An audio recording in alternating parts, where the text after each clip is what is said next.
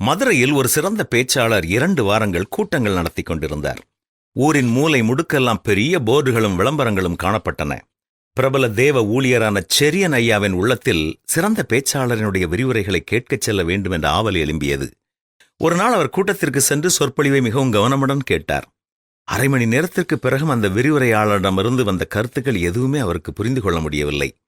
எனவே அந்த சிறந்த பேச்சாளரினுடைய புத்தகங்களை விற்பனை செய்வதில் மும்முரமாக இருந்த தன்னார்வலர்களை அணுகி, ஐயா, நான் இவருடைய பேச்சை அரை மணி நேரம் கேட்டுக்கொண்டிருக்கிறேன், ஆனால் எதுவும் புரியவில்லை.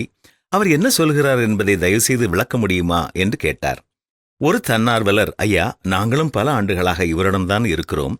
அவருடைய சொற்பொழிவுகளை கேட்டுக்கொண்டிருக்கிறோம். ஆனால் அது எதுவுமே எங்களுக்கு புரியாது.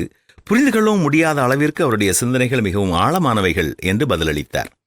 அவருடைய பதிலை கேட்டு சிரித்துக்கொண்டே வீடு திரும்பினார் செரியன் ஐயா அவர்கள். யாரும் புரிந்து கொள்ள முடியாத ஆழமான எண்ணங்களால் என்ன பயன்?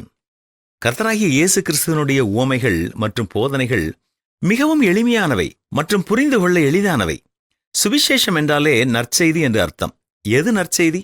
தேவன் தம்முடைய ஒரே பேரான குமாரனான இயேசு கிறிஸ்துவை இந்த உலகத்திற்கு அனுப்பினார். இயேசு கிறிஸ்து நம்முடைய பாவங்களுக்காக சிலுவை மரணத்தை ஏற்றுக்கொண்டார்.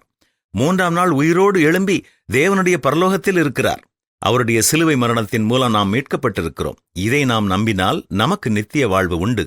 இந்த நற்செய்தி எவ்வளவு எளிமையாக இருக்கிறதல்லவா? நற்செய்திகளை நாம் எளிமையாக சொல்ல பழகுவோமா?